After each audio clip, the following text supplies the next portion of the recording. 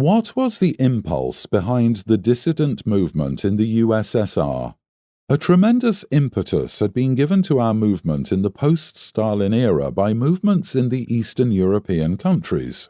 We can regard these movements in the Eastern European countries as the beginning and source of our movement. As the movement grew, it also had an influence on the movements in the Eastern European countries. Vladimir Bukovsky speaking at press conference in Frankfurt am Main, January 23, 1977. We were being propelled by an inner feeling of necessity. Certain challenges had to be met, certain lies had to be nailed, certain absurdities had to be unmasked.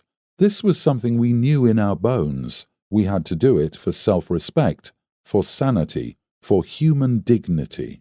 We were in the grip of an elementary revolt of the mind, but we had, as I say, no pragmatic model to guide us. We didn't want to change anything. We rebelled because we had been driven to rebellion. It was a question of self-preservation. We rebelled because authority told us, "You are going to be different," and we said, "We are not." We didn't just react to specific acts of arbitrary rule. We acted from a deep-seated conviction that our inner sovereignty was under attack and that we had to stand up for it. The mental pollution had to stop. Vladimir Bukovsky in an interview to Encounter magazine, November 1987. The power is not created from the barrel of a gun, as Marxists put it. It is created by the people who are ready to comply with the demand. And if the people withdraw their compliance, authorities suddenly have no power. That was the main idea of the dissident movement. Vladimir Bukovsky speaking at the American Enterprise Institute, June 12, 1979. The civil rights movement in the Soviet Union has no fixed political model. All we want to achieve is to educate the public about political events and give people the opportunity to express their opinions freely. We are not, and I hope we will not in the future be, bound by particularly close relations with any political camp.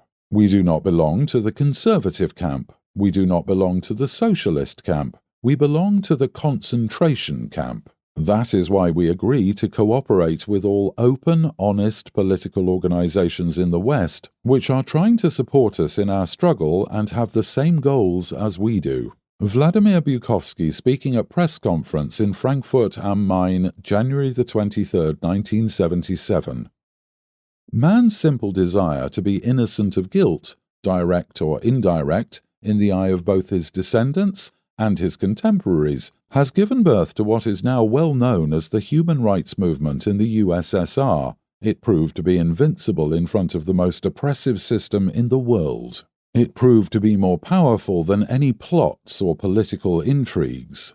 Vladimir Bukovsky's foreword to Arthur Koestler's Darkness at Noon, Folio Society, London, 1980. Now, when I hear from all sides so many high-sounding words and assurances of sympathy and support, when I hear condemnation of dishonest Soviet psychiatrists, when I see amazement in people's eyes, how could doctors be so venal? I involuntarily find myself wondering, who among you, if you suddenly lived in the Soviet Union, would choose the freedom to be different? Would many of you be so eccentric as to want to be persecuted for the sake of an abstract honesty before your conscience? Vladimir Bukovsky's foreword to Russia's Political Hospitals, The Abuse of Psychiatry in the Soviet Union by Sidney Block and Peter Redaway, Hutchinson of Australia in conjunction with Victor Gollancz Limited, London, 1977. People always have the tendency to fall asleep, and our task is to try to wake them up. We function a bit like alarm clocks. Vladimir Bukovsky's interview to Les Nouvelles Littéraires, July 23, 1981. For one person, his personality, his integrity, his instinct of self-defense, self-preservation, consists of feeling of an animal. You know, just to be alive, not to lose the strength. For me, the integrity of the personality and the self-preserving instinct is consistent, an attempt to be oneself, not to lose self-respect, dignity, and all the traits and all his inclinations and beliefs a person has. That is a problem of inner freedom about which you asked me, you know. A person who once arrived to this notion of inner freedom cannot change it. It is impossible, as if self-destruction. It's more easy to commit suicide than to change his beliefs. Vladimir Bukovsky talking to Peter Williams of Thames TV, published in the New York Review of Books, February the 17th, 1977.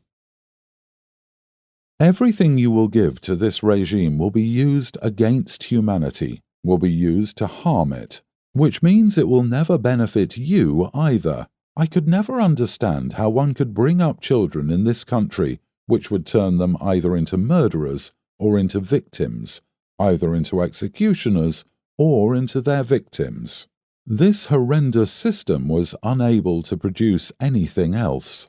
Vladimir Bukovsky at the Revival of Russia Roundtable at the Russian Academy of Social Sciences, June 28, 1993. If you remember the footage that was broadcast during the 1989 Tiananmen Square uprising, you probably remember a photograph that most certainly no one could forget. The famous and symbolic photograph in which a boy, a young Chinese student, comes in the path of a convoy of tanks and refuses to move, and effectively stops the entire convoy with his small body.